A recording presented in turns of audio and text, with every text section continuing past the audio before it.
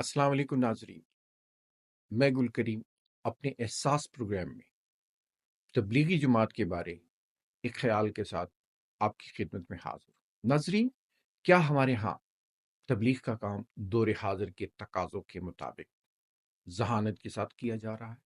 میرا یہ خیال ہے کہ تبلیغ کا کام ہمارے ہاں عمومی طور پر جذباتی اور روایتی انداز میں کیا جا رہا ہے، جبکہ دور حاضر کے تقاضے اس سے کہیں زیادہ ذہانت، تحقیق اور جدید ذرائع کے استعمال کا مطالبہ کرتے ہیں۔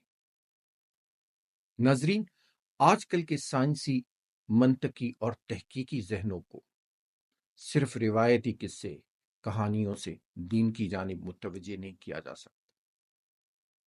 اس میں دلیل، تحقیق اور سائنسی استدلال کو شامل کرنا بہت ضروری ہے، تاکہ جدید تعلیم یافتہ افراد بھی اس پیغام کو قبول کر سکیں۔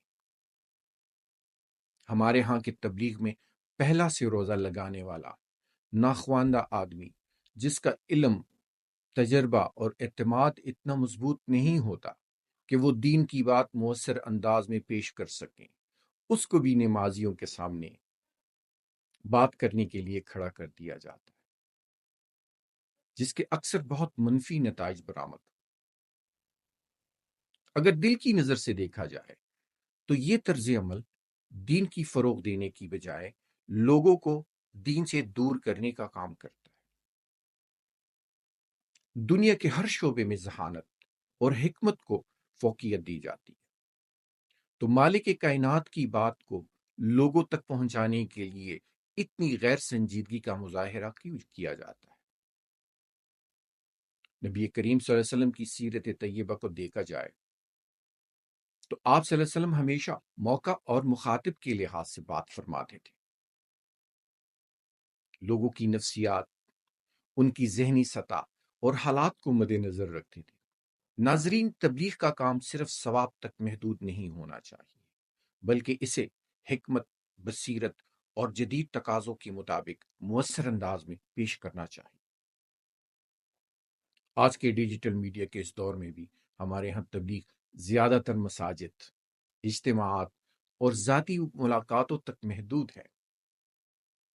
تبلیغ کو زیادہ مؤثر بنانے کے لیے یوٹیوب، فیس بک، انسٹاگرام، پوڈ کاسٹ اور ویب سائٹس جیسے پلیٹ فارمز کو جدید انداز میں استعمال کرنے کی ضرورت ہے۔ موجودہ دور میں تبلیغ کو زیادہ ذہانت، تحقیق اور جدید ٹیکنالوجی کے ساتھ ہم آہنگ کرنے کی ضرورت ہے۔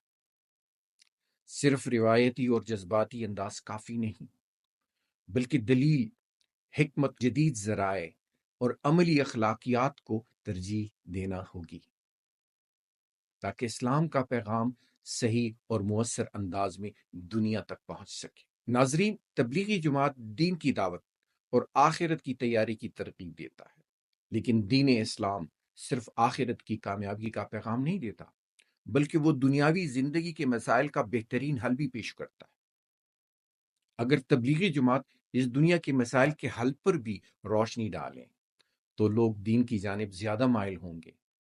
جب تبلیغی جماعت کے لوگ عام آدمی کے مسائل بھی سنیں گے اور ان کے حل کی کوشش کریں گے تو لوگ دین کی دعوت کو زیادہ اخلاص کے ساتھ قبول کریں گے اور دین کی طرف رجحان بڑھے گا۔ نبی کریم صلی اللہ علیہ وسلم اور صحابہ کرام کی زندگیاں اس بات کی گواہ ہیں کہ انہوں نے معاشرتی فلاح و بہبود کے لیے بھی کام کیا۔ اگر تبلیغی جماعت اس پہلو پر توجہ دیں تو ان کی دعوت زیادہ مؤثر ہو سکتی ہے۔ یہی میری گزارش ہے۔ ناظرین، اگر میری باتیں آپ کو درست لگی ہے تو میری ویڈیو کو لائک اور شیئر کریں، میرے یوٹیوب چینل احساس ٹی وی کو سبسکرائب کریں۔ اس کے ساتھ میں اجازت چاہتا ہوں۔ اللہ حافظ۔